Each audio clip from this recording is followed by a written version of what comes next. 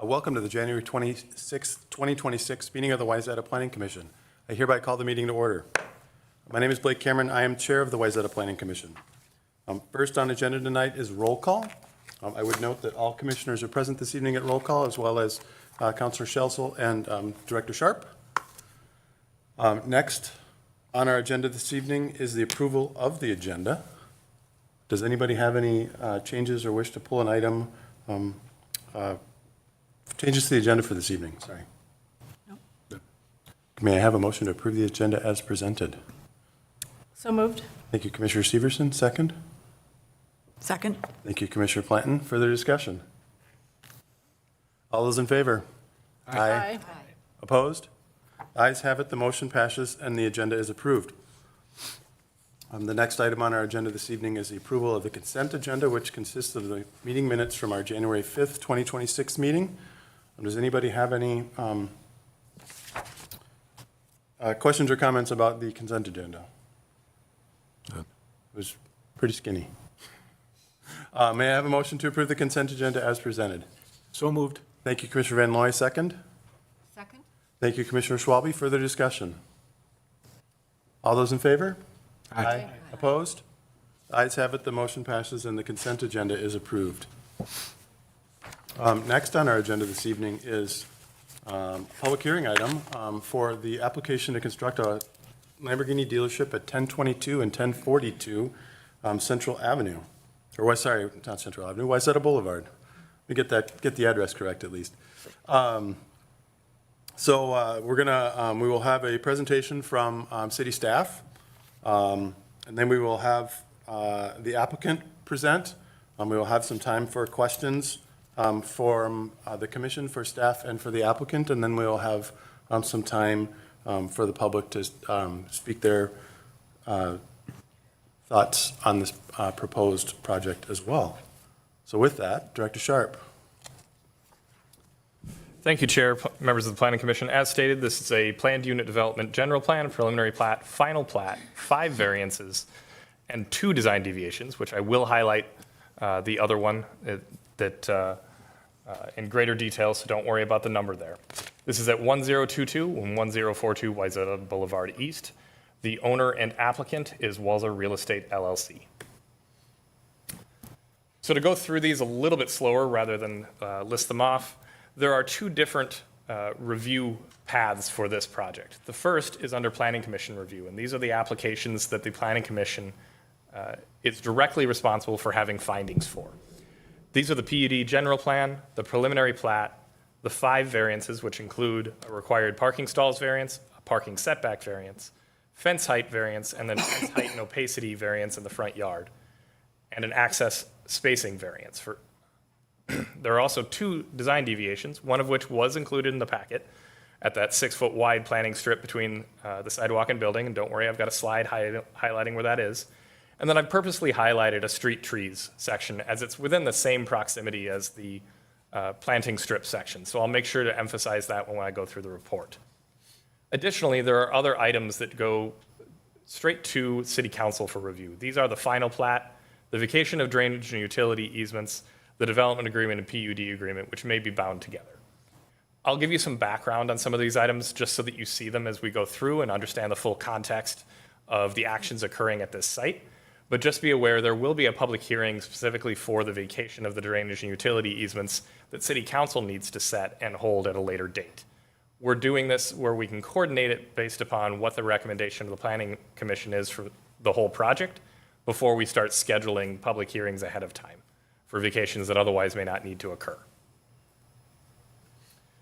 To introduce the site, it is at the southwest corner of Wayzata Boulevard East and Central Avenue South. Huntington Avenue is to the west of the site. As you can see, Huntington Avenue actually ends in a cul-de-sac and goes up a pretty steep grade with some stairs for residential on that western side of the site. Huntington Avenue is not a through street any longer. It is primarily utilized for city parking. And that parking is primarily utilized by the office building to the west of the site. The site is guided for mixed-use commercial, which does allow for residential, not part of this proposal, but does weigh into the current zoning of the site, which is C3 Service District. Within the C3 Service District, just for contextual basis, vehicle repair and vehicle sales are a conditional use. In this case, the applicant is proposing to rezone the site to PUD, where it would be a permitted use for the retail sales and the commercial repair of vehicles. So with the existing conditions, there are actually two separate parcels right now, which I've noted through the two addresses. The total acreage is 0.88 acres. And as I noted before, Huntington Avenue South off to the west is primarily used for access and parking.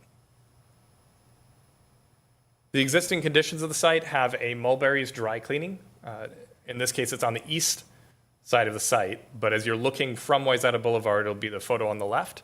And then you've got a demolished former gas station on what would be the west side of the site, or right hand when looking from Wayzata Boulevard southward. This is the demolition plan for the site. The demolition plan proposes to completely destruct the Mulberry's dry cleaning business and essentially regrade the site for their proposed uses.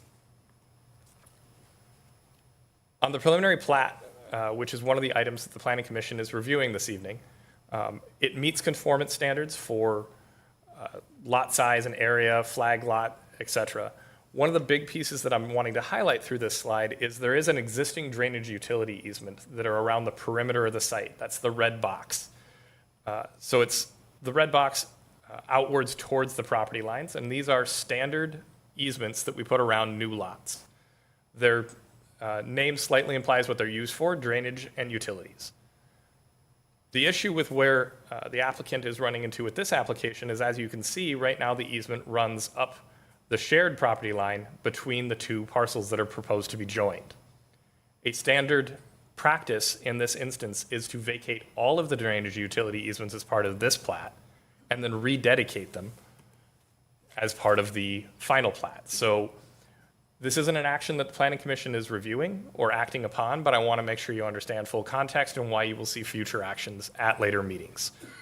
This is the exhibit. The legal description I didn't include in your packet because it is quite lengthy, but essentially all they're looking to do is vacate these easements, and then at the same time, staff in the city are going to be coordinating to bring forward the final plat and this vacation to make sure that the city doesn't vacate it if the final plat is not approved and then recorded. So they'll need to be recorded at the county together at a later date. What we'll end up seeing out of that is this final plat coming forward with new perimeter easements surrounding the full site and vacating essentially just that strip that runs north and south between the two parcels that are proposed to be joined.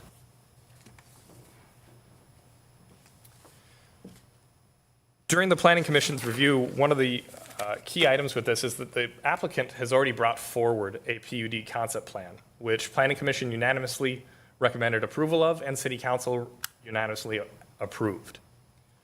In that, they found compliance with the comprehensive plan, purposes of the zoning district, and that the PUD was in general compliance with the standards set forth in code. There are some major differences between the concept plan and the proposed plan. The concept plan was a 7,845 square foot dealership with the existing dry cleaner and some demolition to that to remain on site. They also left quite a few access points open that are now proposed to be closed, namely the access point to the north onto Wayzata Boulevard and the access point to the east on Central Boulevard, or Central Avenue, I apologize. I've got a slide on that to emphasize that a little bit later. The new dealership or new site plan proposed increases the dealership size by about 1,000 square feet, but actually decreases the total impervious surface of the site and decreases the total building coverage of the site from the concept plan. And again, just to emphasize, the dry cleaning use is no longer proposed to continue. This graphic is included within your packet, so I'm not going to go into great detail, but it's here in case there are questions about lot area and things during your deliberations. The key part that I want to highlight is that there is one variance in the parking setbacks sought, and that I will go into greater detail at a later time, but it's essentially a parking setback variance for the parking lot on the south side, southeast side of the site. Going into detail on the parking stall variance, included within your packet was a table that outlined the parking requirements, that outlined that 34 stalls are required. The applicant is actually proposing to have 49 parking stalls on site. However, 20 of those stalls are in their underground garage and secured, and therefore not available for general parking. So to get to that 34 number, a 5-stall variance is required. Those 5 stalls are noted in code as though they would be for employee parking rather than for customer parking, but our code is not specific in that they need to be available at all times. And so the variance is to essentially ensure that they meet compliance with code. But the parking stalls are identified. The 5 stalls are essentially on the south side here where I'm circling on the graphic. The remaining parking is used for inventory and potential trade-ins that the applicant has noted within their narrative. One item that I do want to note is that no exterior storage is proposed as part of this proposal, and it would be a condition of approval, obviously, that no storage of vehicles for sale be in the exterior portion of the site. Vehicles for repair could be stored on the exterior, but would then need to be picked up by customers. So for those keeping count, that's the first variance of 5. In terms of the parking and fence variances, I'm going to go through these each individually based upon their color coding here on the screen. So the first is the parking stall, or the parking setback variance. Code requires 10-foot setback from this southern property line. And for those of you that are trying to keep track of exactly where this is essentially right down here that we're looking on the overall site plan. So again, zooming in on this spot, here's the parking setback variance. The closest point is about 4.26 feet from the property line. To make the variance more understandable, a 6-foot variance is sought by the applicant. So essentially allowing that parking lot to be 4.5 or 4.26 feet away from the parking lot rather than the 10 required. In response to that, oh yes, if there are questions, feel free. Can you repeat that again? I don't really understand. You're talking about 4.26 feet, but it's required to be 10 feet. And why isn't it 10 feet? So 10 feet is required. Yeah. Let's see if I can zoom in a little bit closer on this. So here's where the 10-foot mark would be on the site.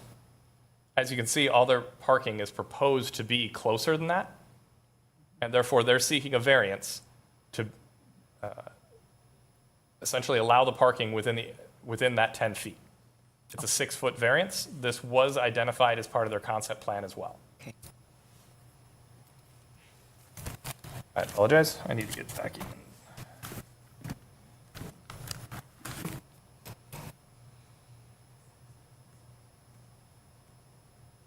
So that's the second variance. The third variance is in relation to this 8-foot composite screening fence that they are placing along the southern property line from this parking from the residential to the south. A 6-foot fence is the maximum height allowed within code without a variance. In your concept plan, this was actually identified as a conditional use permit. Our code used to require a conditional use permit, but was amended in approximately 2024 is when it was fully codified to remove the conditional use permit requirement of that, but instead make that action a variance. So it is a familiar item from the concept plan, but wanting to make sure that I emphasize that it is now a variance, not the conditional use permit.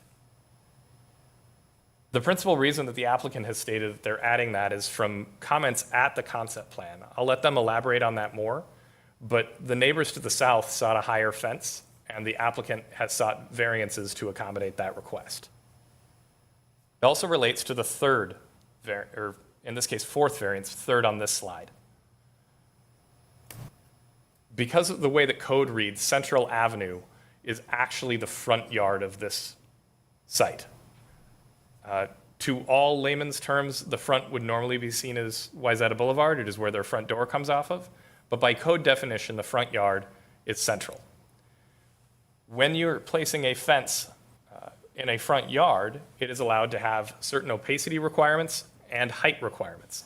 Commissioners are aware of this as they've seen a couple of these within the last year. In this instance, they are seeking to place a fence above 4 feet in height at 100% opacity to help screen from the apartments to the south so that there can be no headlight wash or other disturbance. And that is their fourth variance for the application, or third one on this slide. The fifth and final variance is to do with access and the loading of the site. So the big purple X's are where they have existing accesses and are proposing to remove them. These are namely the southern access off of Huntington, an access directly off of Wayzata Boulevard, and the access very close to the intersection of Central Ave and Wayzata Boulevard. They are seeking to retain the access on the western side of the site onto Huntington Avenue. The city engineer did review this request and does not have concerns over that location, namely because Huntington Avenue is no longer used as a through street. For context, the applicant would not need to seek a variance if they were to keep the existing access in place. The only reason why the variance is required is because a complete removal is being proposed. The one remaining access is off of Central Avenue to the southern side of the site. And this brings up a point that I want to make sure that everyone is seeing, that due to grade, there's actually a pretty substantial retaining wall between the western half of the site and the eastern half of the site. So you will not be able to drive between these two sections. There will actually be fencing to prevent vehicles from going over the top of this retaining wall, as it's quite tall.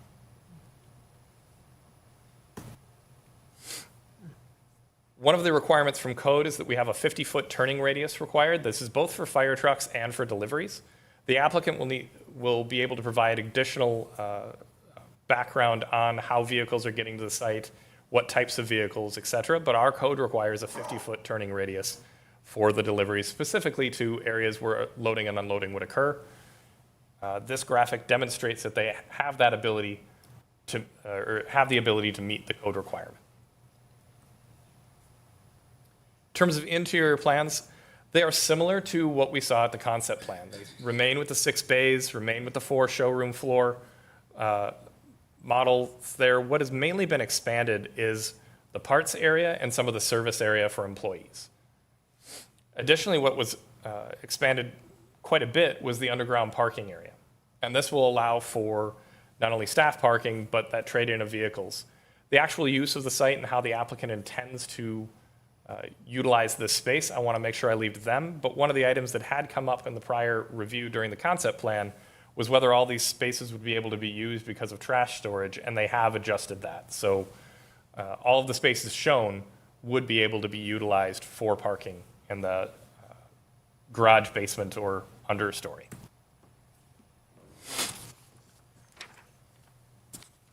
On the building elevations, most staff has reviewed for the design compliance on this, and as you can see, there's a high-level mix of either glass, composite brick, white burnished brick, and an aluminum composite panels. So these are the east and west elevations. This is the burnished brick, this is the white brick, and these are the aluminum composites. One of the things required by code is the total amount of glass required per wall face. On these two walls, it's at 26%. On the rear wall, we're at 25%, and at the front wall, you're at 43%, exceeding the design code requirements in those locations. One of the other prominent features is this aluminum composite panel. This is only allowed over specific bump-out areas of the building. So as you're reviewing your plans, hopefully nobody got into the same panic that I did, that when they're looking at the site plan and they saw a roof projection sticking out over the setback, that's allowed. We measure to the foundation, but I did want to make sure that I noted that because it was something that when you looked at the civil versus the architectural shows where the roof bump out is. And so for those that saw this, I wanted to make sure to note it during the Planning Commission and on the record. These are building perspectives provided by the applicant. This is of the rear of the building. And then this would be from Wayzata Boulevard, either at further west of the site on Wayzata Boulevard or from perhaps across the intersection of Central Avenue and Wayzata Boulevard East, I'm sorry. The applicant has provided some renderings of what the site would look like. As you can note, this is from the residential area down on Huntington. This would be towards the primary entrance that I think people will use from the parking lot. There is still a front entrance that is around the corner onto Wayzata Boulevard. And then wondering if I'm missing a slide in here, but and then this would be from Central Avenue, and this is where you can see that substantial retaining wall. In the design review, there were 2 deviations required. The first I outlined in the report, and that's what you're seeing here on the west side. Code requires that we have a 6-foot buffer between sidewalk and building. And in this case, we have 1, maybe 2 feet. I don't have an exact measurement on that, but it's not hitting the 6-foot requirement. It's only not meeting this for this section from here to here. By code determination, the section from here to here is the front door area, which is commonly concrete or sidewalk. So the section in particular is right here. Second design deviation that was inadvertently left out of the report, but I'm wanting to make sure to emphasize, is that code requires that street trees have a maximum spacing of 26 feet between them. And so you're looking at the area that is essentially right here, where there is greater than 26 feet between the street trees planted at this section. One of the things that I do want to make sure the commission is aware of is that there are grade changes in this area. The sidewalk is required to be ADA compliant, and you're starting to squeeze the site quite a bit here. The applicant will make their case for their proposal. I'm just wanting to emphasize that there are a lot of competing forces at work for this area. City engineer had a number of comments that are in greater detail within your report. I have tried to summarize these very quickly with some notes here for the presentation. If you have questions on them in particular, I'm happy to go into detail. Essentially, these related to the truncated domes. For those that aren't aware, the truncated domes are for ADA compliance for those who are blind or hard of sight, and essentially it requires, rather than single square, an entire patch around the intersection. This is a requirement of both the county and the city, so they're coming together and need to revise that plan. Originally, Hennepin County was seeking a 5-foot sidewalk at Central Avenue and Wayzata Boulevard, and the city was seeking 7. The applicant has revised their plans to have the full 7-foot required by city ordinance. There is not a current stormwater report that has been prepared for the eastern half of the site. That is being prepared and would be required at a later date, likely prior to final action on a PUD agreement, as we'll need to incorporate that within the agreement, or a stormwater management plan within that agreement. The city engineer is seeking additional review on stormwater as it exits their roof drains, where that'll go, how is it sheet flowing over the site, et cetera. There are 2 existing water services to the site that will need to be removed and essentially demolished and disconnected according to our standards, so that's one of their requirements. And then the same goes for a sanitary sewer removal. There we go. The city forester also had a number of comments. These primarily related to and unfortunately they're copied over, but I can help remind what they are. So these primarily related to the species diversity and the replacement requirements. So the current plans do not meet the required species diversity. This isn't uncommon at this stage, but prior to final approvals, they will need to update the species diversity, or the applicant does have the option of submitting additional tree escrow for the replacement requirements. And I shouldn't say escrow, fee in lieu of for the replacement requirements. One way or another, it is a code provision, so they need to meet it. Additionally, there are some more comments included from the city forester on where the plantings can be located and how they should be located to make sure that they're able to survive. In terms of public engagement, the neighborhood meeting was held on July 22, 2026. Apologies for those who caught the 2025 in my staff report. We are fairly into the new year. I shouldn't be making that error, but it was on, and I said July instead of January. I'm doing great at dates. Just awesome. January 22nd, 2026, 5 residents attended.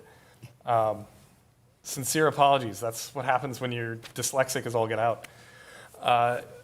The issues discussed at that meeting included primarily noise concerns and then some of the fencing and screening that staff has spoken with some of the nearby residents, and I suspect will come up in greater detail during our public comment period.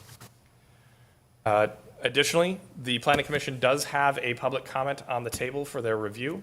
You'll note that the date it was sent to me was prior to the release of the packet. However, since some of the comments were more related to questions from me, I did seek clarification from that resident on whether they were intending it to be a public comment. In the air of transparency, I've just put it into the full public record, as I haven't received a full response from that individual yet, but not seeking to cut it out, just wasn't going to include it if they didn't want it there.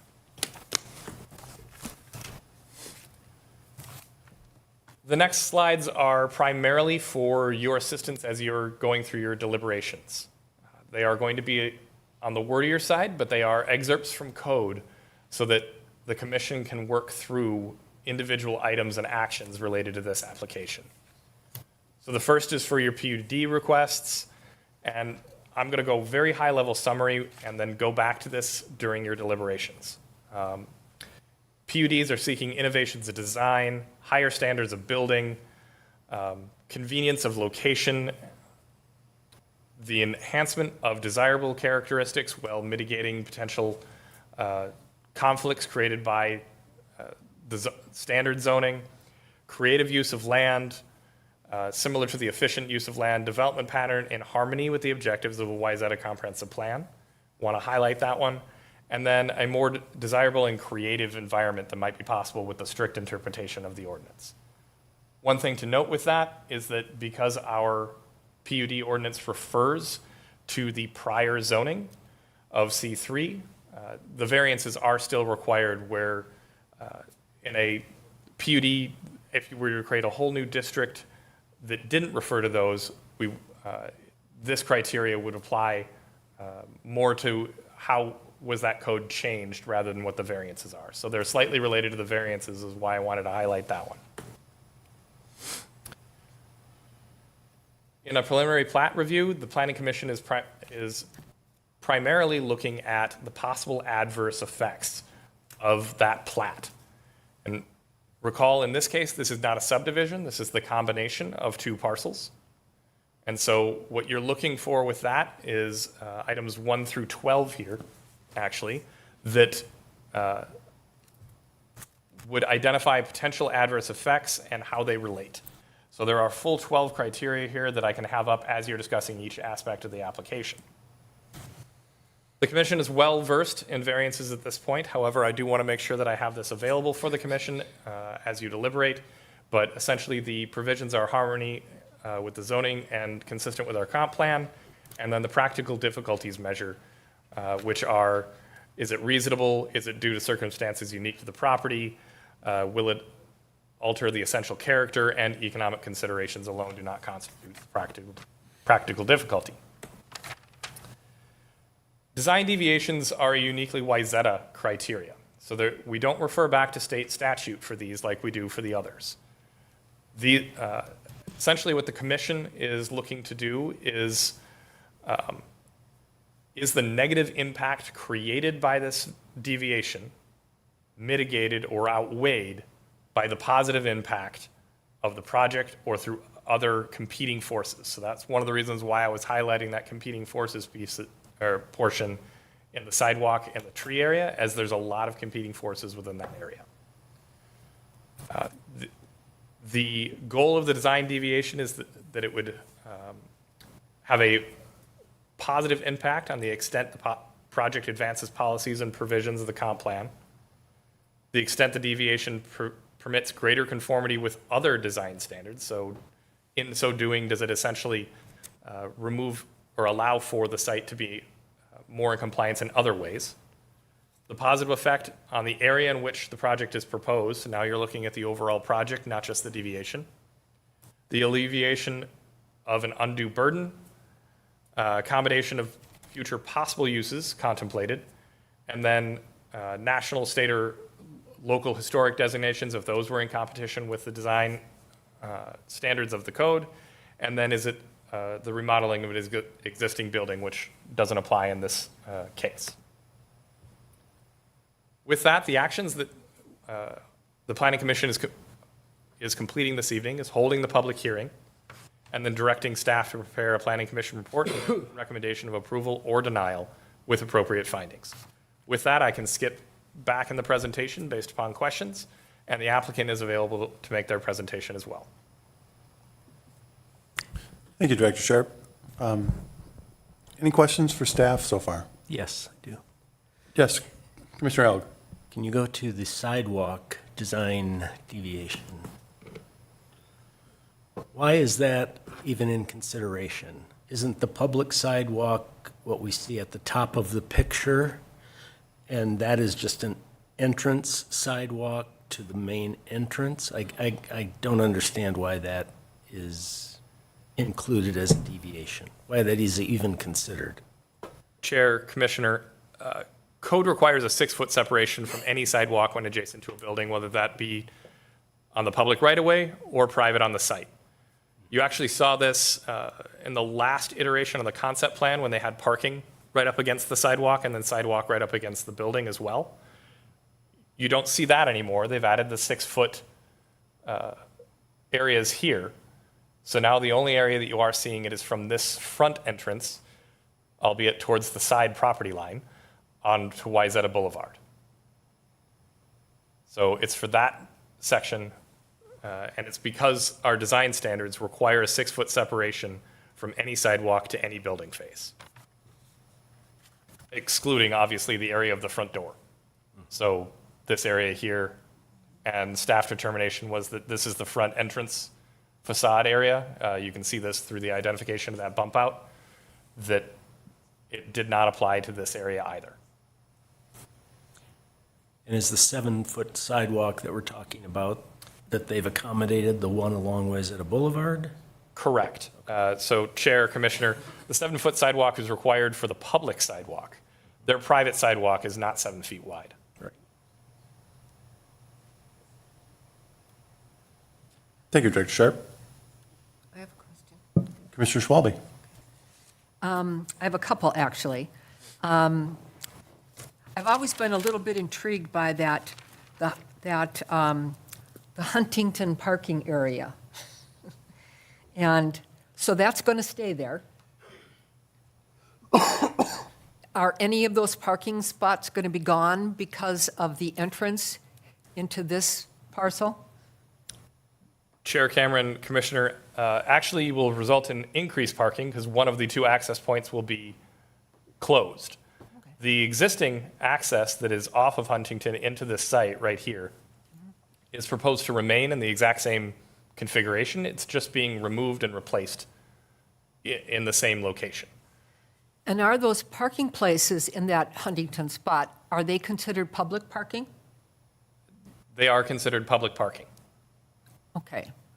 They are So- not able to count towards the parking requirements for this site, but they would be available for this site to use. Will there be parking on Wayzata Boulevard there, along the, well, the Wayzata part of the building? I don't know if it's north or south. Chair, Commissioner, there is no parking on Wayzata Boulevard, no. Okay, It's too busy of a thoroughfare. okay.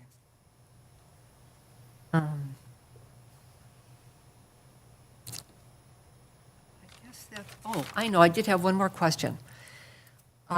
We were, all of us, a little surprised when that medical building went up on Wayzata Boulevard at how close it was to the road. And I'm wondering if you can give an idea to us how close this building is going to be to the road, because I think on the whole, most people were not thrilled with how close that medical building was. It looks very tight there, so I'm curious. Chair, it's at the minimum setback from their property line, which is 10 feet. I would note that the design requirements actually push buildings against roadways in their current code requirements. So without having parking allowed in that location, we actually have code provision that the setback must be 10 feet, but the building must be no more than, and I think on Wayzata Boulevard, it's 15 feet from that front property line. So our own design requirements are pushing buildings closer to Wayzata Boulevard. That's a conscious choice that the city has made in the adoption of our design requirements. There's also, I think, a requirement for parking to be in the rear. Yes, that's correct, Chair. Parking is no longer allowed in the front, which was one of the deviations you saw during the concept plan. It is now required to be in the rear of the site rather than parking up against sidewalks. So our own code pushes the building toward the main street as opposed to pushing it back further on the lot, on the parcel. Chair, Commissioner, correct. Now, aside from this application, anecdotally, I can give you kind of a reason for that. That tends to slow traffic. It tends to create a more vibrant area for pedestrians because you've got areas that they can walk to rather than needing to create goat paths through parking lots. So there's always a push and pull when cities try to enact these, because you're absolutely correct. It narrows things up. It makes things feel tighter.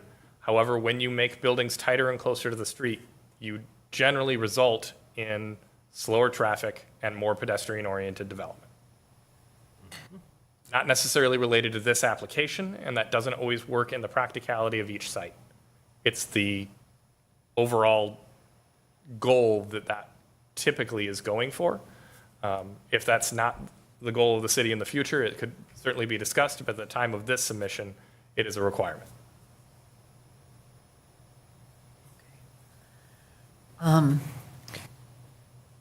So do you know if the medical building has a 7-foot wide public walkway in front of it, like this one will have?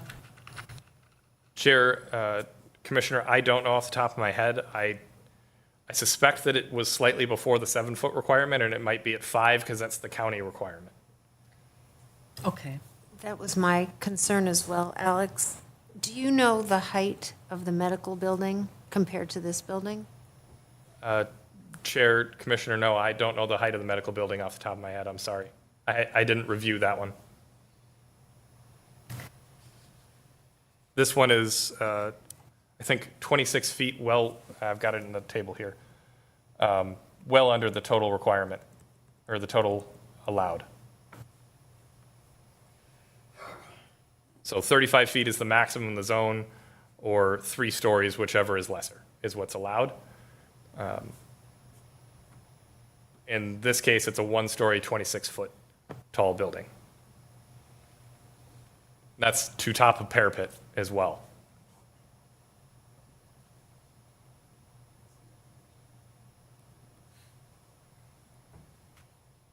Anyone else? Yes. Yes. Yes. Mr. Severson? On the fence, can you go to the picture on the fence? So you said that the fence along Central, that's going to have to be a variance. Why? I guess, is there a fence going up Central and Huntington also, or is it just along the back of the property? Can you explain a little bit more about the fence? Chair, Commissioner, yes. So right now, the plans show a fence essentially from the front yard here to over here. I'm going to go to the zoom in of that because I'm using the wrong graphic to display this, but I need to figure out where it was. Here we go.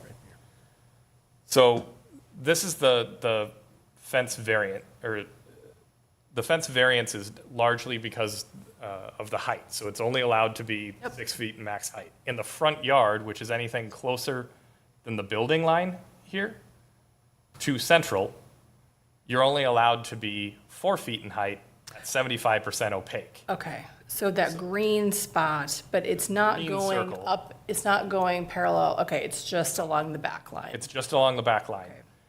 Now, contextually, just to share, the applicant will need to elaborate on this more during their presentation. I've had some conversations with nearby residents that right now, the fence is only proposed essentially from here to here. The applicant has agreed to potentially adding the fence all the way over for additional screening. However, they will need to comment on that a little bit more, as that's not what is included on the plans. It would more closely mimic what is there today of the existing fence if it did go over to the Huntington right-of-way. It's not a required screening because they're meeting all of their setbacks, all of their requirements for that section, and there is significant green space to this that will be vegetated. So it's not a requirement of code. It is an item that the applicant, based upon their public meeting, has stated that they may have the intent of adding in. During their presentation, I'll let them elaborate. Okay, and then, right now, there's no sidewalk along what's now Mulberry Dry Cleaners. So is the city going to extend the sidewalk then all the way to Central? So when you're referring to where the sidewalk is, you're saying west. Let's go to the aerials. Actually, that'll be good.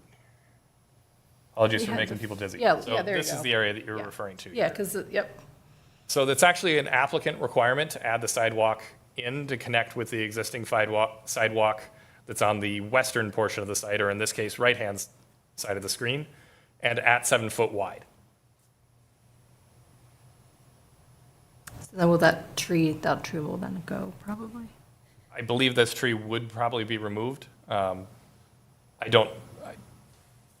didn't look at that one in particular, but I believe so. I think a lot of these street trees were elm trees and needed to be removed anyway, and already have been in some cases. All of them along Huntington, for instance, I know were elm trees that were removed as part of Dutch elm. And then can you explain more about the retaining wall? Is there one today, and why do we need a retaining wall there?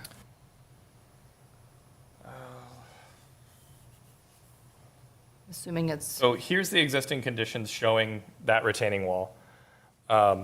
Yes, it is in place today. Yes, it is in, portions of it are in disrepair. It is primarily for stormwater prevention, to prevent water from going down the hill too quickly into the residential properties, and to essentially hold up the grades of that site.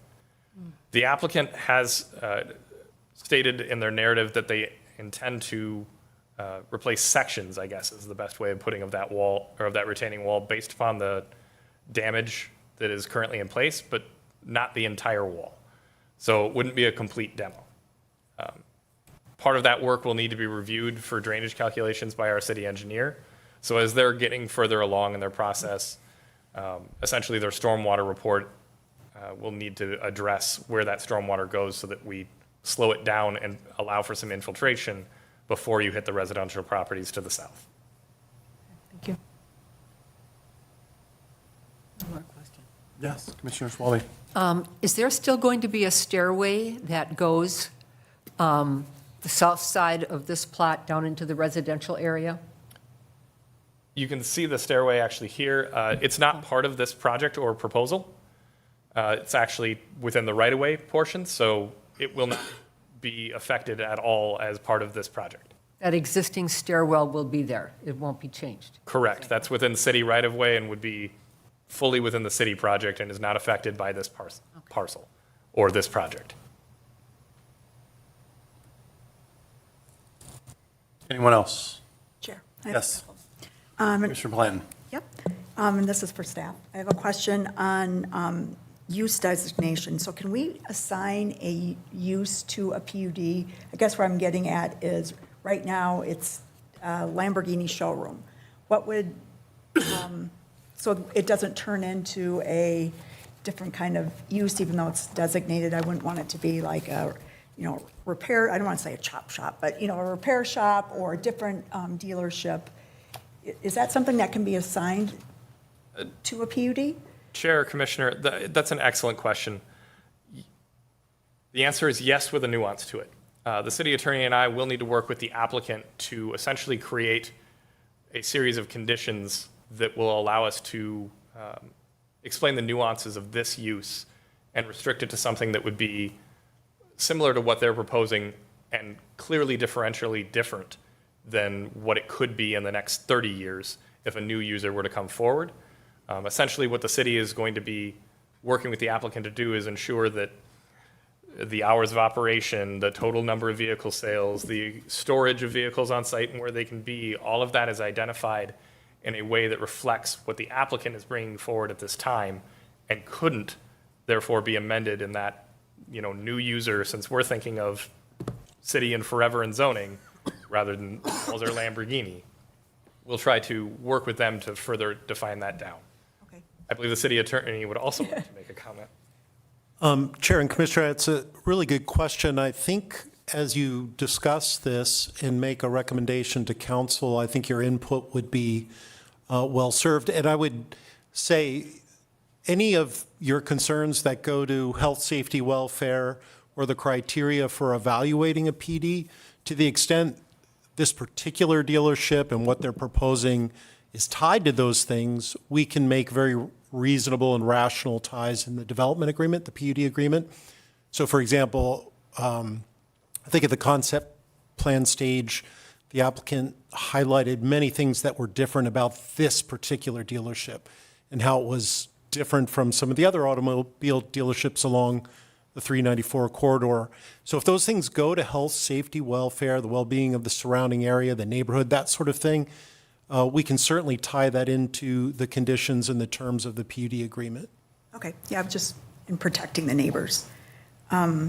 Next would be on this retaining wall that connects, it separates the back parking just due to the grade changing.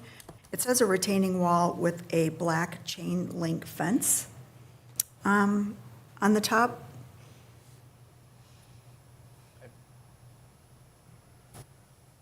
So it's separating the main level access to the lower level access, and it does not show it in the renderings. Is that going to be, or maybe this is something the applicant can address? Chair, Commissioner, I would ask the applicant to elaborate on it. Okay. I have looked. We do allow vinyl coated chain link as a permitted fence material. Okay, So where they have it, where it's not required for screening, they could use vinyl coated chain link. If it is required screening, they cannot. got it. I believe that you are correct, that it, I'm sorry, I highlighted it with the mouse, but I didn't say it verbally. I Okay. believe that it is in this location here. Correct. Based upon reviewing the site plans in between the building and the back of the parking lot. And Yeah. just my general assertion is that it's to help prevent vehicles from potentially going over that drop. Okay.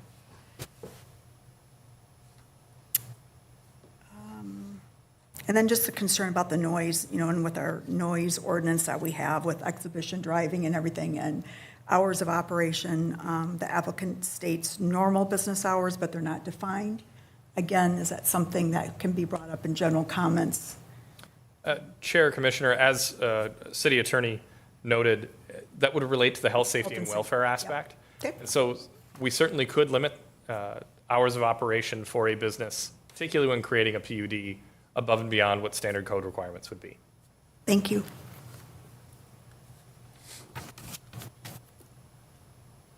I just have to piggyback on her question. If the PUD, if it's not Walser Lamborghini, instead of saying it has to be a certain high-end vehicle 30 years from now with the auto industry, who knows what that will look like? Can we ask them to reapply? Or is there a way to put that in there? Because, If the owner were to change, well, if a Lamborghini dealership isn't viable in that space and they want to change it to another dealership, can we put that in the PUD?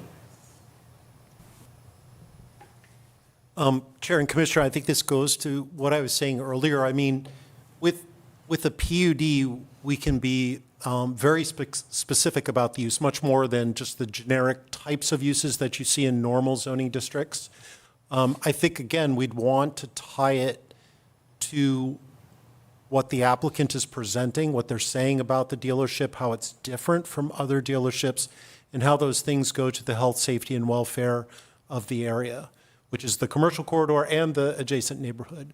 So yes, I think we could tie those in. We'd have to be very thoughtful and specific and reasonable about those. And I think we could work with this applicant on those things at that stage. If you have recommendations in those regards, like hours or those sorts of things, type of dealership, you should let us know so we can work those in. And if 20, 30 years from now, that dealership is no longer viable and the property owner at the time would want to change, they can come back and amend the PUD, and it would be a very similar process to what they're going through now. Chair, Commissioner, to elaborate on some of the items that came up during the concept plan, there was how deliveries are made was discussed by the commission and the applicant, number of vehicle sales,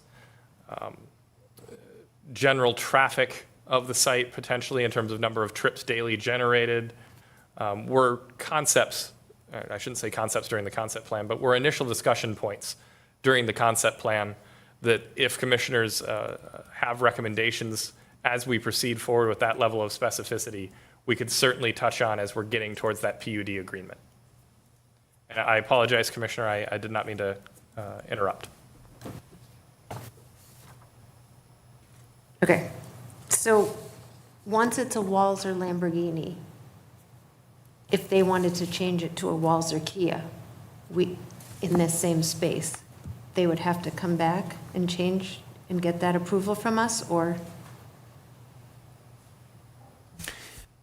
Chair, Commissioner, it would depend on the details of the final approved PUD. So just to be, for example, if you're specifying certain hours, certain limited inventory, vehicles that are considered high-end and would work, whatever that term of art in the industry is for distinguishing between Kias and Lamborghinis, we could use that in the PUD agreement. So if it was a change that would impact all those findings about health, safety, welfare of the area, yeah, they would have to come back and amend it. Again, we would work those details out, I think, with the applicant so that we aren't unreasonably restraining things for them, but also protecting the concerns that you've articulated and made recommendations around. Thank you.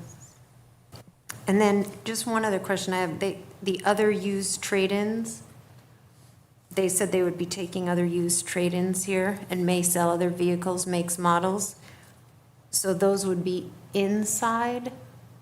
So there wouldn't ever be the trade-ins outside on the exterior parking?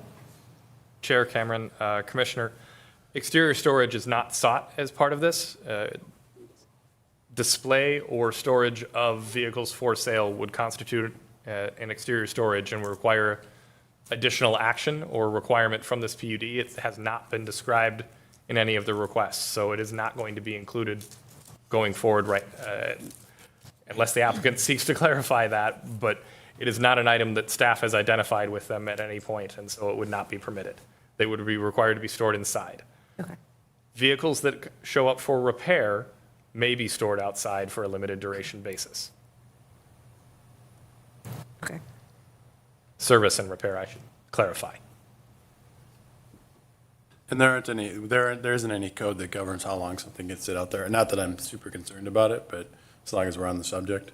If it were a, Chair, I've worked with a fair number of auto uses. If it were to fall into the standard of its junk vehicle or accident vehicle, those would require exterior storage. There isn't for a vehicle that would be coming in for, say, a service of an oil change, suspension change, things of that nature, of how many hours it could be there. Yep. We could potentially work with the applicant to include some of that into the PUD, but we've got to, it's threading a needle of that specificity as well with some of that. So we'll want to make sure that we're cognizant of what the actual request is and what they be doing on site. Well, and I think there's the law of unintended consequences too, if you try to get too granular with things. So I think what I heard you say, just in terms of exterior storage, so exterior storage is really defined as vehicles that are being sold Right. sold or are there solely for long-term repair, like junk, things of that nature. Okay. Got it. Okay, cool. Anyone else? Thank you. All right. Thank you, Director Sharp. So now I'd like to invite the applicant to come forward. Please step up to the podium over here. Please state your name and address for the record. The address can be your business record, business address of record is fine. And your role on the applicant's team. Thank you. Good evening, Chair and members of the commission. Brannon Grease, 500 North Commercial Street. I had the opportunity to be the architect of this project and actually present this in concept development back in 2025. So really what we've done between now and then is took your comments that we heard during our concept review and went back and did the best we could to accommodate as many comments as we could. So I think if you remember, our original plan was Mulberry's was going to remain on site, and then we were going to build a dealership with it. That created some constraints with some of the code because we needed to maintain access off Wayzata with that additional drive that connected to Central. We needed to create some drive space and some parking for the laundromat. Which all were variations or variance requests at the time to allow us to do that. After our conversations in the concept review, the Walser team went back and did some additional conversations with Mulberry's, and were able to come to an agreement where we could take them out of this project altogether. So then that allowed us to take our building and push it north. To meet that 10 to 15 foot required setback off Wayzata, move all of our parking and drive off to the side and the back of the lot. Also pushes our building further away from the residential on the south, and opened up some more green space that we could use and help us with some of the landscape requirements. So overall, the dealership, the intent of the store did not change. It's a 5-car showroom, 6-car service bay, high-end Lamborghini, new car and pre-owned car sales happening from the building. And then with some accommodations for, employee break areas, tool area, and part storage. It is a 2-story building essentially with a ground level, underground parking, which would maintain most of the pre-owned inventory downstairs along with some of the employees.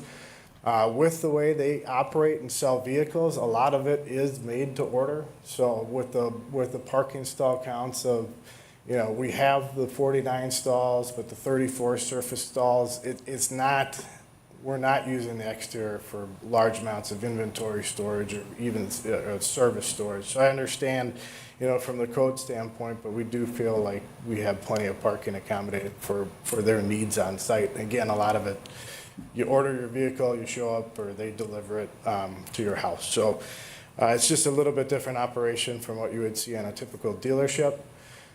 With deliveries, they do have, we did meet the turning radius, but they do have, it's more of a box van, and I would have a picture of it if anybody wanted to see, but it's not a large vehicle hauler that are dropping these vehicles off, so we do feel our site circulation is adequate. That allowed us to do 3 things. One, we could eliminate that connection to Central. We were able to eliminate that extra connection to Wayzata. We still have the lower level connection to Central because we need that to access the underground, and we maintain the northern Huntington Ave drive, which is a request for variance, but as you go south on Huntington, that grade gets steep. So we needed to keep that driveway north in order to accommodate that. Just a run through of the variances, just addressed or talked about the parking stalls. We're comfortable that the additional 5 employees can park downstairs and that we still have more than adequate parking.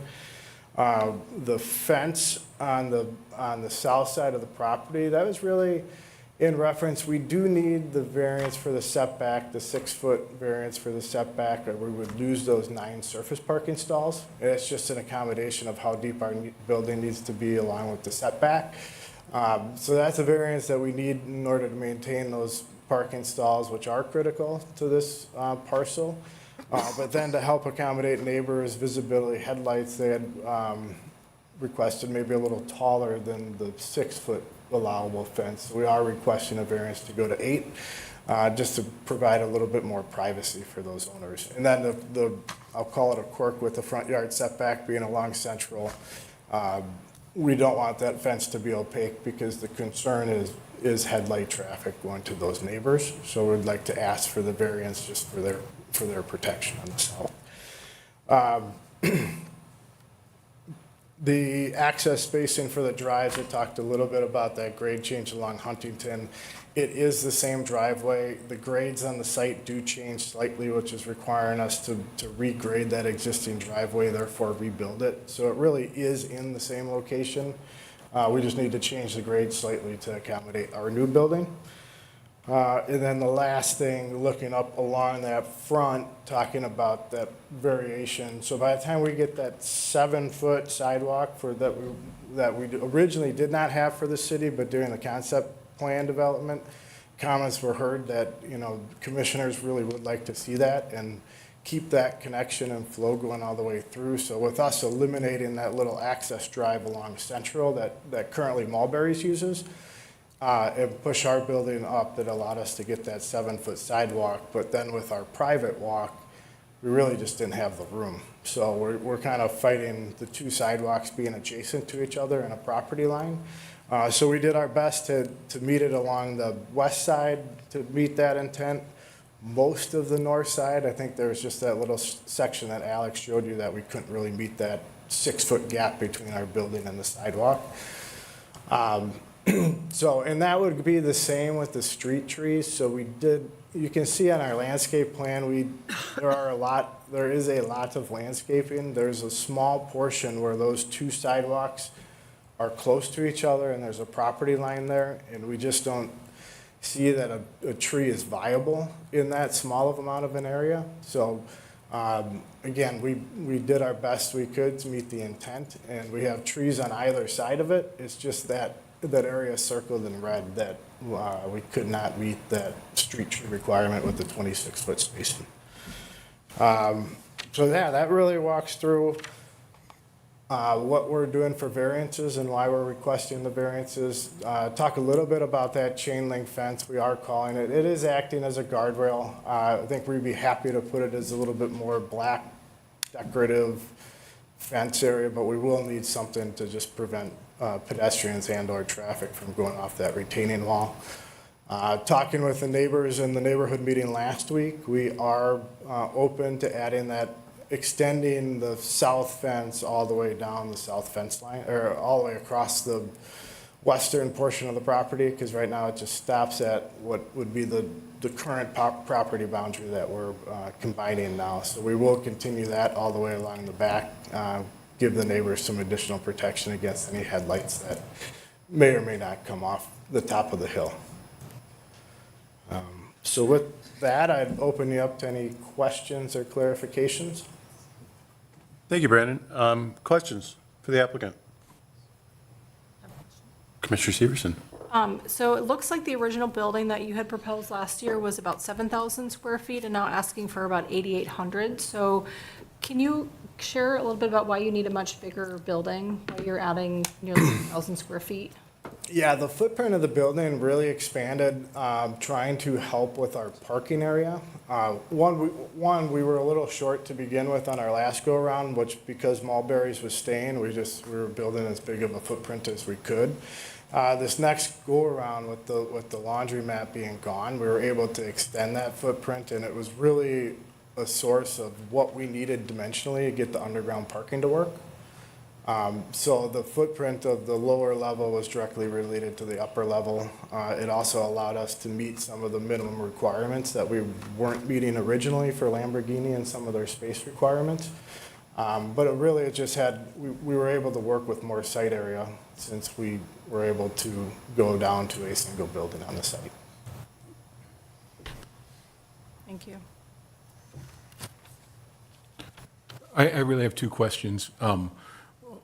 One is just a personal thing. From As you look, coming off Wayzata Boulevard onto Huntington, and then from Huntington to the dealership, you know, if somebody has a Lambo coming into that, do we know that they're not going to scrape without a lifting system going from Wayzata Boulevard across onto Huntington and then onto Huntington Inn, as you've designed or looked at what's there? We know the driveway location works, yes. Yeah. Okay, good. Wouldn't have been a policy thing. No, that's fair. That's a good question. I want to know too. Second of all, is what I've heard is people asking about noise. And I think it's a question based on not just Lambos, but other cars down on Lake Street that rev their engines. And so I'm just wondering, it's not really an architect question, it's more of an operational question. What Walser is going to try to do to ensure that their patrons understand and try to control the noise as best they can. Sure, and I'll let the owner group maybe talk a little bit about the operations, but I can at least answer some of that. So one, you know, the building's fully heated and cooled, so, you know, these service doors are gonna be closed most of the time to keep the air conditioning in. So when they do need to run engines on the repair side, that will all be enclosed.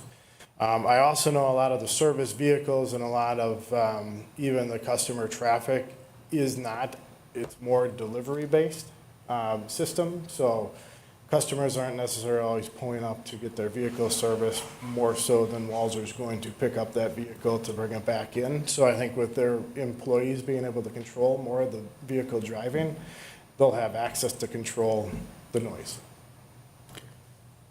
So, I'm sorry, can you clarify that when a buyer is purchasing a car, you will deliver it to them so they won't pick it up in Wayzata and drive it through? I'll have Katie Facilities. Hi, I'm Katie Cohen, Director of Facilities with Walser. Our address is 4401 American Boulevard West. Our understanding in working with Lamborghini is a large majority of these vehicles are custom made and ordered. And so for those reasons, we typically will deliver the vehicles to the customer as opposed to them coming to our office. Now, of course, we have not opened quite yet, but that is our understanding from Lamborghini. As it relates to the noise question, it's largely an operational managerial question. It'll be educational for our staff and communicating that to our buyers. Secondarily to that, we intend to install signage, asking our folks exiting the site that you're in a residential area and to respect those boundaries. But it is intended to be part of our operational best practices, if you will, that our employees will be trained on. Thank you. Thank you. And what hours are you typically open? Is one of your dealerships open? Thank you for that question. Our dealership hours for our larger flagship locations are early for service, typically 7 a.m. until roughly 6 p.m., but sales can be open till 8, so 10 to 8 for our other locations. This is going to be a boutique location, however, once again, more appointment-based specialty, and so we are still evaluating the hours for this location.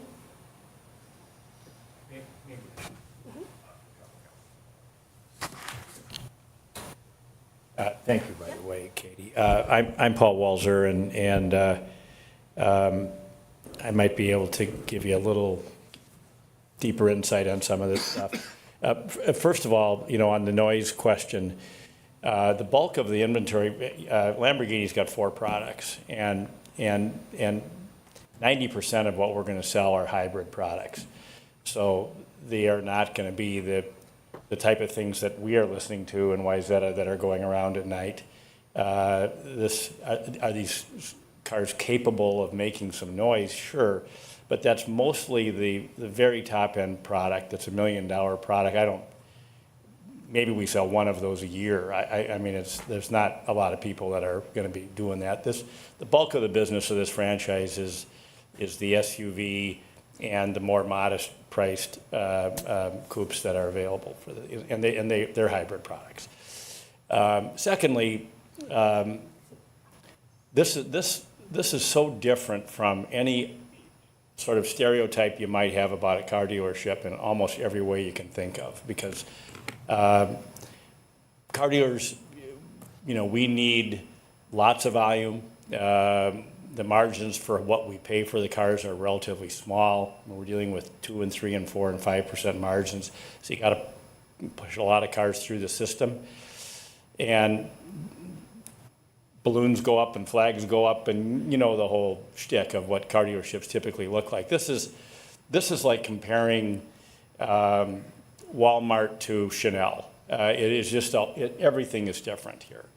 And we have to be different. We're not going to sell Lamborghinis the way that we sell Kias. It's just a whole different thing. We get 75 of these a year. They're all pre-sold. There is no inventory. And this has been the case for Lamborghini for several years now. So there is no such thing as inventory on the ground, apart from they're going to require us to carry the 4 products that they do have. So we will have one of each of those. And then there's a room inside this dealership where it's literally a configuration room. You're ordering a car in a way that you've never thought of ordering a car before. It's not just the color. You're picking out the stitching on your seat. And, it's just a very different process. So you order the car, and then you're waiting 2+ years to get it. And it comes in, and it's gone. So it's just a completely different animal. Also, the hours are going to be different. I don't know exactly what we're going to do yet, but the people that are buying these products are not coming in after work at 9 o'clock at night. It is just, again, just different. We're going to sell the cars during the day, and we won't. There's no way in the world we're going to be open till 8 o'clock at night, because no one's going to be there. So that wouldn't make any sense for us. So. And I'm happy to answer any other questions you might have. So when you say you have hybrid, this is part electric, part gas? Yes, that's the whole Lamborghini line is going that way. Okay. It's a good idea. I wish that all of our dealerships carried nothing but hybrids right now, because that's what everybody wants. So will there be test driving of even the modest coupe products from here? Will it be test driving? Yes. Okay. These are not inexpensive cars, so I think the least expensive product is $300 and some thousand. It's just the SUV, and then the what are the coupes are 500-ish. This is my son who knows all this stuff. Sawyer. Yes, the more modest sport line, it ranges from 350 to kind of 500,000. If you could state your name. Oh, sorry. Sawyer Walser, 4401 American Boulevard West, Bloomington, Minnesota. You're talking about the Walser Corp ad? Yes, okay. Yeah, I was going to say, wait a minute, did you move? Yeah. So I'm sorry, what was the last question again that was related to? I was just asking about test drive. So there will be. Yeah, so, someone's going to come in and spend $500,000 and they're going to want to drive it. So but with hybrid technology, it's not going to be racing out of the dealership down Main Street or Wayzata Boulevard. They'll get out on the freeway and drive it like they would. But yes, they will drive it.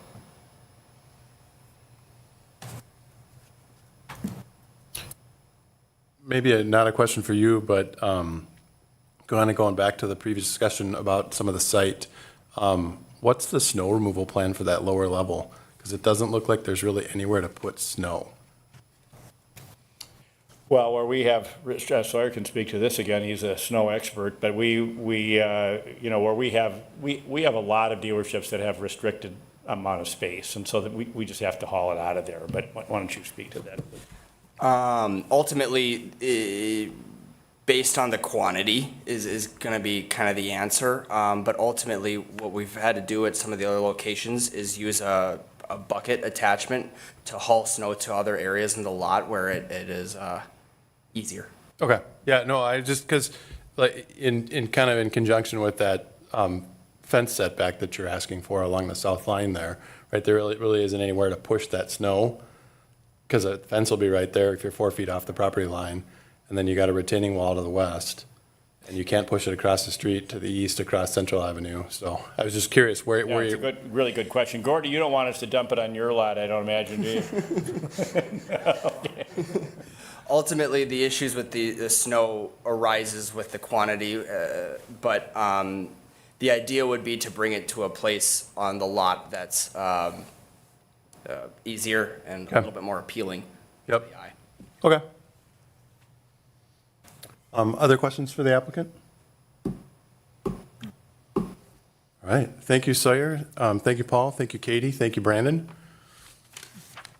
All right, so I'd like to turn to our public hearing now. And this is a time for you as members of the community to come up and for us to listen to your thoughts and your concerns about this application. It's a very important part of the process, so we are here to listen to what you have to say. Any questions raised during the public hearing will be held until the end of the hearing, and we may be addressed at that point. So with that said, I now open the public hearing. If you'd like to speak, please come forward to the podium where they were previously. State your name and address for the record. Let us know if you're connected to the applicant in any way or representing anybody else.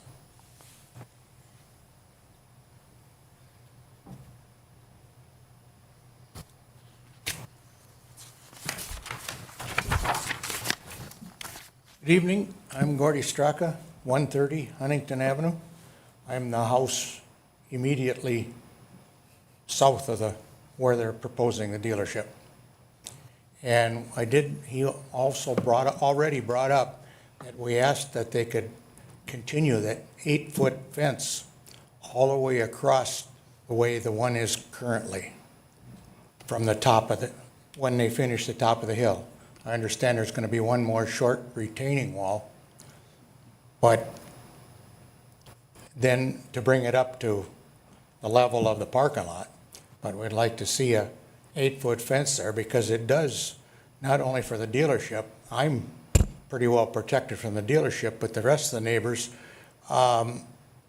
as Huntington goes, it goes back up, and there it helps the sight view for those people also. And so I'd like to see that. Also with them going to regrade the lot, I know they will take care of the water, because now from the dry cleaners parking lot, it all comes over the back hill across the, and it's washing the hill out across the parking lot of the cleaners, of the apartments, and across, then it comes down to the fence at Marty Johnson's house, around the fence and into my backyard, and then goes down to where there's a pickup down there. So that will definitely be an advantage. And about this little setback on the sidewalk and whatever that's causing a big concern, if you look at that building that Edina rents, that is built on 0 setbacks. That has no setback at all. They allowed them to do that because I went through all of that. Also, there was supposed to be no windows to the back side of that building. Well, if you look at it now, that changed too. So we've seen things change over the time. Also, the Edina sign, bright red like that, is supposed to have times when it's not on, because we did end up taking a window out of the end of our house because our TV room was lit up in red all the time. So they've worked with us for quite a while now and everything, and all the neighbors are in favor of this. So there's some other ones here, but not all of them. So that's what I have to say for now. Maybe I'll think of something else.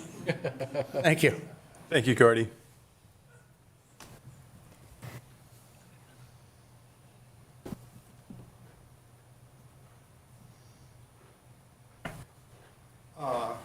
Robert McNay, 1000 Superior Boulevard. We have the building with the nice red sign. I'd like to just understand from you guys the impact on Huntington Boulevard and what that's going to do. We've enjoyed a long period of time of having that road to ourselves. We plow it, we take care of it, we have for a number of years. So I just want to understand the impact now having someone there, how that's going to change with I mean, it's already a very busy intersection. We've already had a car drive right into our building not too long ago. I'm sure you guys are aware of that. So I just out of interest, we are in favor of this, don't get me wrong. I just really, we need to understand how that's going to impact Huntington Boulevard and access to our building. Our tenants are questioning that, and they want to know how that's going to impact parking. Edina Realty does use that parking for overflow on Huntington. It's not a through street, so it's basically a parking lot for everyone. So we're just interested to know how that's going to impact. Yeah, that's all. We'll hold it till later. All right. Thank you, though.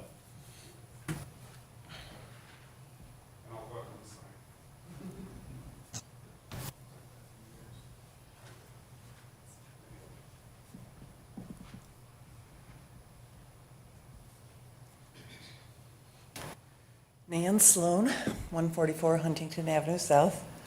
I've been before you all before because we've had several proposals for this spot. And one of the major concerns prior to the Walser proposal was noise and traffic and safety with the drive-through. And I want to say, I believe the people at Huntington are pretty unanimous in thinking this is a good solution for this site. I do have a concern about noise. And if there are test drives, if there is, as they said, best practices, a little map reminding, be cognizant of the neighborhood before you get out on the freeway. But I trust that the dealership would do something like that. And I think that amount of noise is going to be substantially less than what we would have had with the 2 lanes of drive-through and people ordering their lattes, et cetera, et cetera, et cetera. I think Walsers have worked well with us with our concerns in terms of extending the fence and the height, because that's another thing. It is a little unique neighborhood. There's maybe a dozen houses there, and we are very much getting, a lot of traffic sound already from Wayzata Boulevard and lighting. So whatever we can do to mitigate and minimize that would be great. But otherwise, I want to say that I'm in favor, and if I have concerns later, I think I can bring them to the Walsers. Thank you. Thank you, Nan.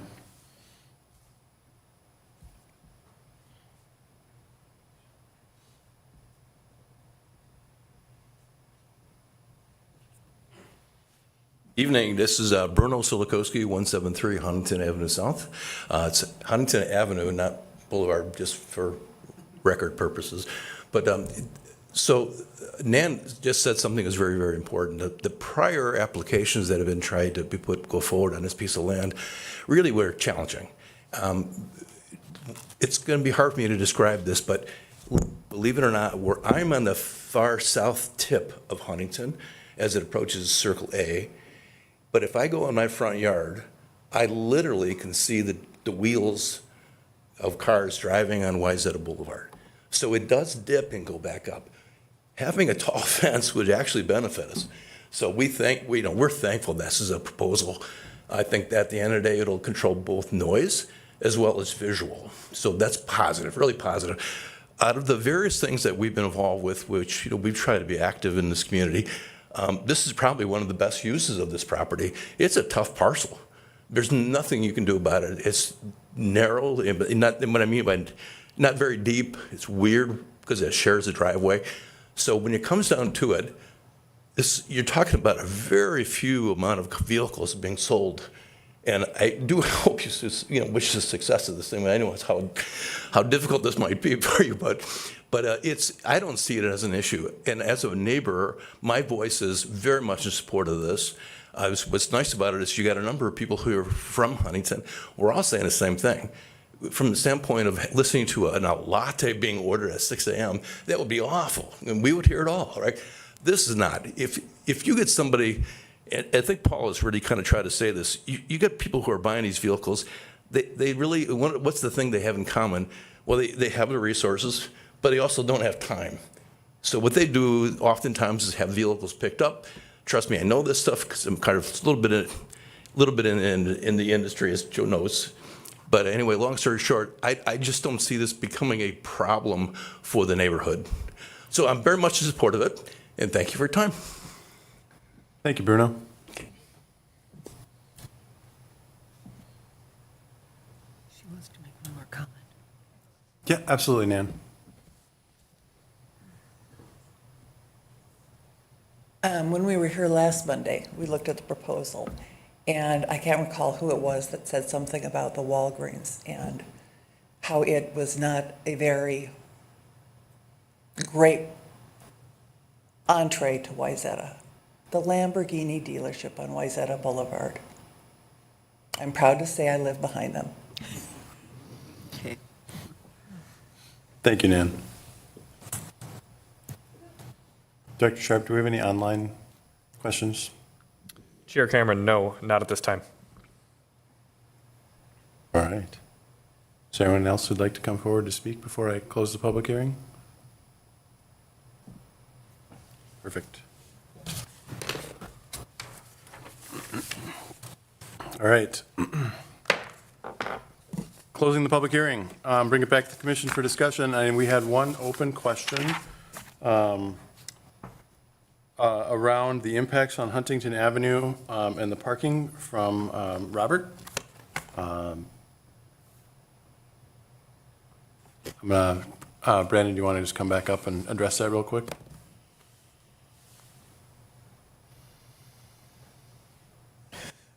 Yeah, so on Huntington, we're going to be eliminating one of the drive openings, so they're actually going to open up an additional parking stall or two out on Huntington. Outside of that, we're not doing any grading or any other adjustments to Huntington. As far as traffic flow, it's pretty light use, so they, between what they're already getting from the laundromat and what was the gas station, there should be no, increase in parking traffic on that intersection. Cool. Thank you, Brandon. Director Sharp. Chair, if you'd like, you can send me an email. We did have a traffic impact study as part of this project. Publicly available, quite long, didn't want to attach the full report at 80 plus pages. Certainly available for your review. The city engineer did review that traffic impact study and does not have any additional comments, mitigation requirements out of it. Ultimately, it actually represented less use than what prior uses were on this site. So there were no further comments from our engineering department related to traffic concerns. That's not to say that the two applicants couldn't work together once they reviewed that, but that would be more on the private side than having city involvement potentially. I can certainly understand the concern, right, if it's something you've been accustomed to using. So I think it's a fair question. But it is, at the end of the day, also a public space, so. All right, back to the commission for discussion then. But before we hit discussion, does anybody have any last questions for staff? Negative. Well, one question that I think it was Gordy that brought up was wanting to have that one retaining wall 8 feet rather than 6. Fence? The fence, yes, the fence. I think we can just include that in our recommendation. Okay, does Lamborghini have an issue with that? Does the city have an issue with that? Having that be an 8-foot fence instead of a 6-foot fence? Chair, the commissioner, so the 6-foot fence is the maximum height allowed by code. There is a variance before you for review this evening to allow a fence at 8 feet. Where it differs from their current site plan submitted is that that 8-foot fence would extend into the western parcel on top of the retaining walls. The commission could certainly make that a condition of approval to add that 8-foot onto the western parcel. Okay. But you're already reviewing the variance for the height, so you'd simply be extending fence that's not shown on the current site plan, not changing the height of that fence. So no additional variance or action would be required. It would still submit within their actions and what we've published the public hearing notice for. Can I ask a question on that? Sure. So basically what you're saying is they've already asked for the 8-foot variance. If we say yes to that or recommend yes to that, then that goes along that entire span. So it doesn't matter what they propose, whether it's like half of the property today, they choose to go ahead and expand further, then it's still an approved variance. Chair, Commissioner, that's correct. So essentially, from approximately here to about here is where the fence is proposed right now. My understanding from hearing the comments at the public hearing is that the neighbors would prefer that the fence, and I've lost track of the mouse, apologies, would prefer that the fence extend somewhere in this area, and I'm just approximating over. That would not change the action of the commission at all, other than to add the condition that they would extend it onto the western parcel, consistent with perhaps the location of the existing fence on site. Although it sounds like they would like it even higher up on the retaining wall, so. At top of grade. Yeah, at top of grade. So it essentially doesn't change the commission's action other than adding that additional condition of the location, but no additional variance is required. Cool. Anything else for staff? Thoughts, discussion, commentary? Anyone want to lead us off? I can start. Okay. So I think this is a significant improvement to the previous plan. Not quite as much trying to get put into a small spot by being able to have the dry cleaner no longer in play. I think it's a big improvement for the city to have the 3 locations into those parcels removed, entrances removed. So I think that's a good thing. As long as the Lambos, the Ventadors and whatnot can get into this lot, I think that'll work great. I have, as I understand it, with the grade and whatnot, I'm not really concerned about the private sidewalk and the 6-foot requirement. I look at some of the ones that, if they wanted to, they could just cement the whole thing. The grading would be weird, but that would solve it to some extent, which I don't think is a requirement. So I'm not sure what we'd be solving by trying to not provide that to them as well. The fences make perfect sense. It sounds like they're having good discussion with the neighbors, and it doesn't really affect them, but they're trying to be good neighbors by applying some additional fencing to those components. The parking restrictions, both the requirement on the south side of that to be less than 10 feet, from my standpoint, I think that's going to be up against a big fence, so it's not going to impact those neighbors significantly. I think that was a reasonable item. The fence on the side, in terms of it being opaque, again, makes great sense.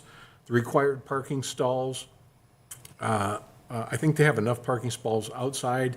They're going to have any inventory. I can't imagine that if they're doing work on a $500,000 car, they're going to want to be parked outside in their parking lot anyway. So I think that given the business and what it is, it makes sense. As some of the commissioners talked about, I do think there is some work to be done to ensure that we encapsulate the sort of functioning that I don't think it necessarily has to have the Lambo sign, but functioning of this dealership, so that if Lambo goes out of business and Walser's looking to repurpose this, that we're all on the same page in terms of the type of business that could be run here. So I think we have some work to do to capture exactly what that is. But as it's presented, I think this is a very good use of a very tough piece of land. Thank you, Commissioner Van Loy.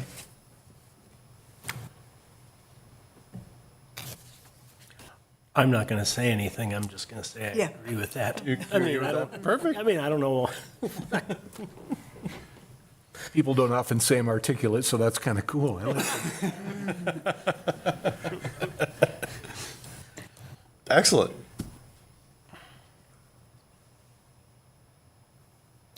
Well, I guess I have to agree also. I think it's a beautiful-looking building. It will definitely be an asset to the neighborhood. What's the most important thing is that you've been able to cultivate a good relationship with the neighbors, because they are in a tough spot down there below. And if this works for them, and it's not causing any issues on the Wayzata Boulevard side, I think it's a great use of the property. I never in the world would have thought that it would be a Lamborghini dealership. I will never be driving a Lamborghini, but I'm liking having them in the neighborhood. Never say never. Right. I mean, yeah. I mean, we could go through all the questions about, does it encourage innovation? It certainly does. A higher standard of site and building design? It certainly does. Does it encourage creative use of land and related physical development? Absolutely. Does the PUD create a development pattern in harmony with the objectives of the Wayzata Comprehensive Plan? And I think that it certainly does. And does it create a more desirable and creative environment that might be possible through the strict application of zoning and subdivision regulations? And I think that's a yes as well. So it hits the high points for me. I have nothing to add. Commissioners have done a great job. Same. Yeah, same. I mean, I think they've done a nice job of addressing the concerns of the neighbors with the additional fencing. I think I would just make sure to include in whatever we approve to continue that fence all along the back of the property, whereas it doesn't say it today. But it sounds like that's something that the neighbors are very much in favor of, and I think would help with, a little bit of noise, a little bit of light, privacy for them as well. But I think it's a good application. I'm assuming, Director Sharp, that it's a to-do as well around the diversity of the tree plant. Is that something we have to include as part of the approval, or is that just a to-do that comes later? Chair, Commissioner, they have to either meet code requirements. It doesn't need to be a condition of approval by the Planning Commission. So if they were seeking a deviation from those, or a variance essentially from those code requirements, then that would have to have been part of the action that the Planning Commission has taken. It is not something that they have stated.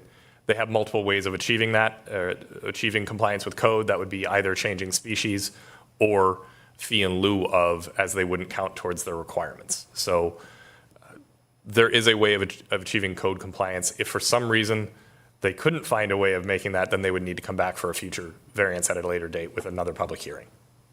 Thank you. I would echo, I think, a lot of what you guys said. I think, I don't mean to be that person, right, that harps on snow removal, because it's not a thing, but I really do love the idea of the fence tracing the top of the berm, continuing all the way to the western edge of the property. But I think somewhere in there needs to be some allowance for where they're going to put snow too, so I trust that you guys are going to figure out a way to do that. But I do think that needs to be one of our conditions, is just that fence goes all the way to the western edge of the new combined parcel. But other than that, I don't have any issues with any of the variances. I think the variances are in harmony with what the city wants to do, in harmony with the piece of property, right? Trying to do the best that they can with the piece of property that it is, and not things that they've done, right? I mean, I think it'd be possible to move some stuff around, but it would require a tremendous amount of grading, and I don't think that's a fair ask. So I love what they've done in terms of doing it, and I don't have any issues with the variance from a PUD perspective. again, I think it's consistent with what the city wants to do, right? It's, as all of you have kind of echoed, it's a tough piece of land, and I think, given where it is, right, it's a low-traffic solution to, what could have been a really high-traffic piece there, what was previously proposed for that parcel, right? And I think, it's I like what they've done with the proposal. I like kind of how they do it. I think my hang up really is the Huntington Avenue parking lot. I mean, let's be honest, right? That's kind of what it is, and it's a weird thing, right? Because it's been a parking lot for so long, and now it's going to be kind of the main access point to that dealership. But it is a city street at the end of the day that just happens to have parking spaces in it. So it's kind of a weird thing, but that's not a property owner piece, that's a city piece. So yeah, those are my thoughts. Did I miss anything? I'll just add, I think the reality is you put a building there, you put an 8-foot fence along the entire back, that community is going to have way less noise than they have currently from Wayzata Boulevard, and fewer lights. Coming back to the design deviations here on screen, I don't have, I think, again, right, I think what they're trying to do with the property is kind of the best thing that they can do, right? So in terms of design deviation for the tree spacing and for the sidewalk spacing, I don't have any issues at all. I think that if they try to be compliant with the design standards, I think the end result would be a lot less fun to look at, if you will, right? Or even to navigate. To navigate too, yeah, fair, Yeah. 100%. All right, anyone else? I have a question if we still want to talk about assigning, due to the health, safety, and welfare of the area, assigning some use designation, or how that would be worded when we are, making a proposal, a recommendation. Yes, Chair and Commissioner, I think I'd highlight a couple of things, including what you've just brought up, Commissioner Planton. So there are really 4 types of requests in this application. There's the approval of the PUD general plan. We've seen the criteria on the screen. There's approval of a set of, I believe, 4 variances, or how many variances? 5 variants. 5 variances. And that's another set of standards. There's the combination of 2 parcels. That's the 4th type of request. And then the design standard deviation. So in the Planning Commission report and recommendation that will be brought back to you next week, based on the motion you're about to make, we'll have detailed findings on all these things. But I think we can easily draw them from the comments that the commissioners have made. So just noting for the record that you've reviewed all those criteria, and we'll be sure that you review your Planning Commission report and recommendation, all these things. To Commissioner Planton's question, I think I heard at least maybe 3 conditions or recommended conditions of approval. I think the first one was that the final approval in the PUD development agreement would have and refer to a particular type of use and operational plan that's very specific to the Lamborghini dealership, and would work on that with the applicant to make sure it captures all these things about time of operation, inventory, all the things we've heard from the applicant tonight. I've taken a lot of notes. We'll refer to their submittals and propose something that would go to that, because I think your findings are all predicated on that. The second aspect, which is really related to the first, I think, are those noise standards that the applicant has said that they would incorporate as best practices in the dealership. That could also be part of that plan. And then, of course, extending that fence in the back all the way to the western side of the property. I think those were the 3 conditions I heard. And are those conditions on which one of the things do those conditions apply to? Is it the PUD? Because there's the PUD, there's the variances, you just went through. So which one do we attach that to? I think the way we would engineer it is that they would tie to the PUD approval. I mean, in one sense, it's sort of a theoretical question. I mean, they can't do this without approval of the PUD, and I think most of those conditions have to do with the particularly those first two have to do with the PUD itself. I mean, maybe the fence, something else, but I think that all has to do with the PUD. Thank you. And Commissioner, I'd also say that that's really the one I think where we have the most latitude to attach conditions to. This is essentially rezoning request. It's a legislative decision, and anything that goes to health, safety, and welfare, and that's a reasonable condition. And I think everything that you've articulated is something the applicant is well aware of or has suggested or is willing to do. Thank you.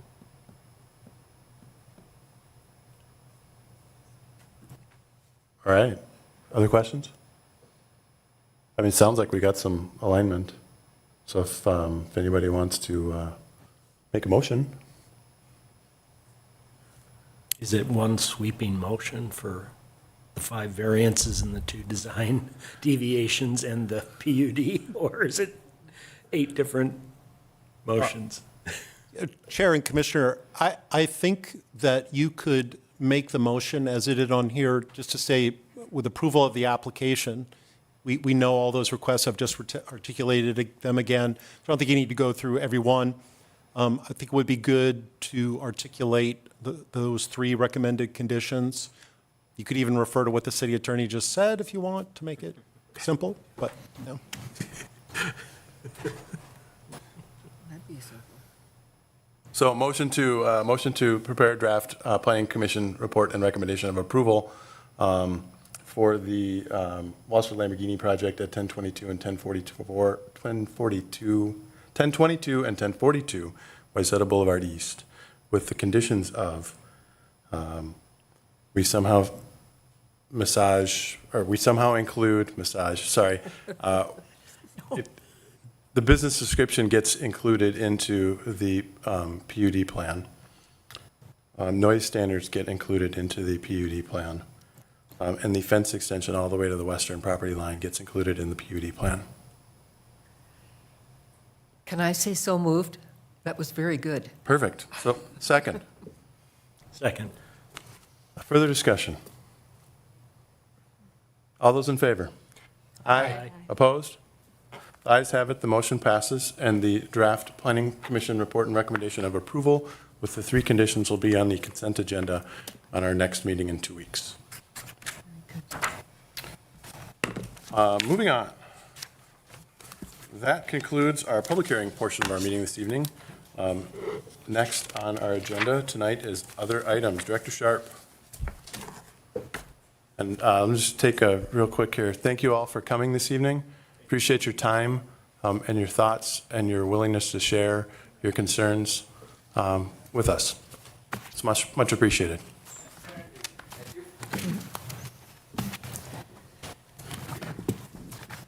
Thank you, Chair. Now that we're not having technical difficulties.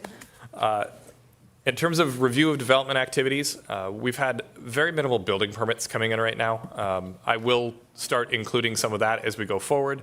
One of the other items that I really need to note is that we need to get a schedule for planning commissioners in terms of when they're available to attend the city council meetings.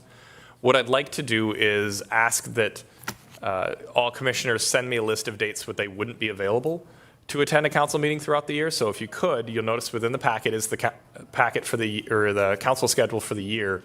What I don't want to do is assign at this point commissioners to meetings where they wouldn't be able to attend, and then you have to go through trading.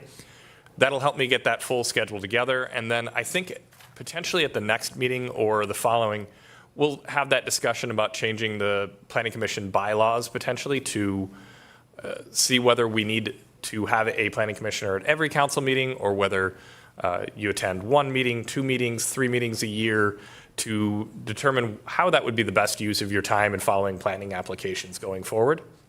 Ultimately, that will be really kind of fostered and directed by the chair, and that discussion will happen based upon what your recommendation would be. Staff would then bring that recommendation for the bylaws to city council for final review and approval. So we would encourage that when that goes to city council, that the planning commission discuss whether representatives, whether that be the chair, or other commissioners would come forward to help present some of that point.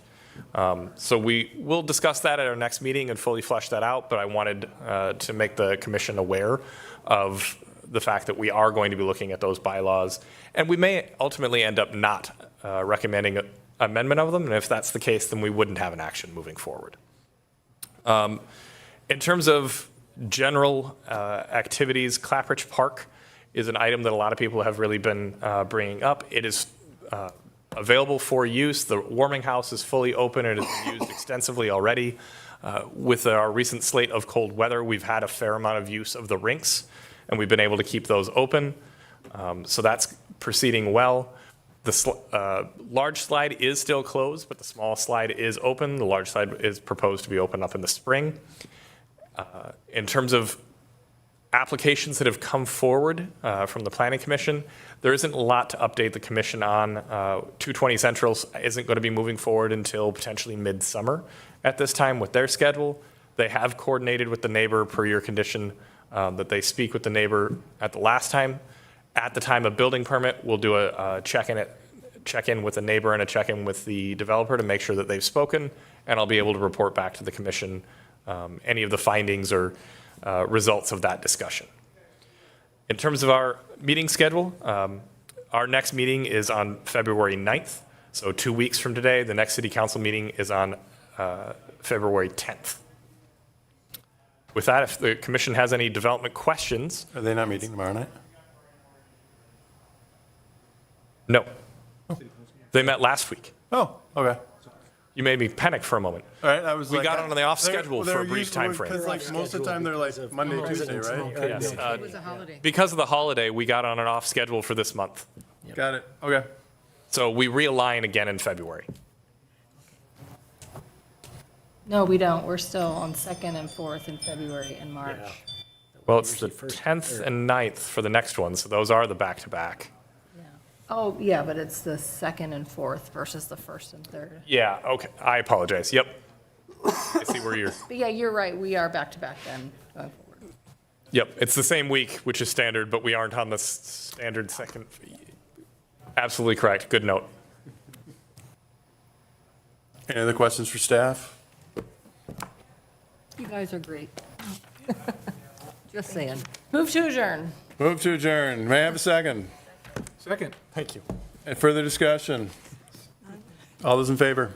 Aye. Opposed? Ayes have it. Motion passes, and the January 26, 2026 meeting of the Wayzata Planning Commission is adjourned. My husband is taking my dog out.